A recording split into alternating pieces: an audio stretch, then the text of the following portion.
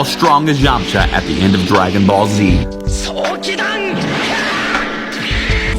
So for years, Yamcha has basically been a meme in the Dragon Ball Z community. But if we review all of his fights through Dragon Ball Z, he's actually pretty strong. So for this video, we're basically going to review every single Yamcha fight throughout the series. So at the beginning of Dragon Ball Z, Yamcha has to train for the upcoming Saiyans. To do this, he trains on Kami's lookout for preparation. By the end of his training, his power level is comparable to Tien. At this point, the characters are almost as strong as Raditz. When the Saiyans arrive, Yamcha has to face off against one of the Cybermen. Now the Cybermen were stated to have the exact same power level as Raditz. All of these Cybermen have the same fighting power as who? As Raditz. Now that's already a feat of its own, seeing how Goku and Piccolo just struggled with Raditz just a few episodes prior. Now imagine if Yamcha was here to help in this fight. Continuing on, after Yamcha's death, he goes to King Kai's planet to train with everyone else. Training in 10 times gravity on King Kai's planet allows Yamcha to reach new heights. Now during his time on King Kai's planet, the Ginyu Force members all die. They make their way to the planet and Yamcha ends up squaring off against Recoome. Now Recoome is stated to have a power level of 40 to 60,000.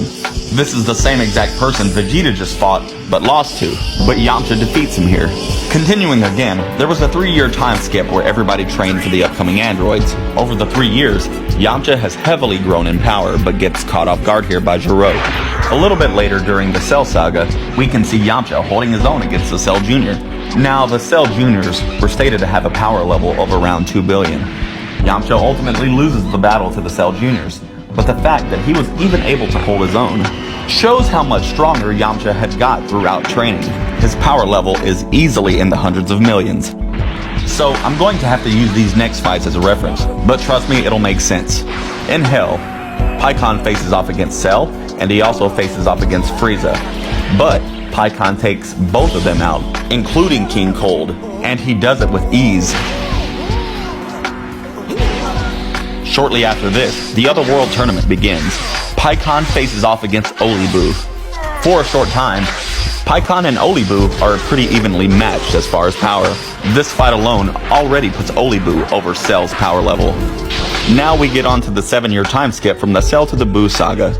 In the Buu Saga, Majin Buu basically kills everybody off. In the Otherworld, Yamcha continues to train.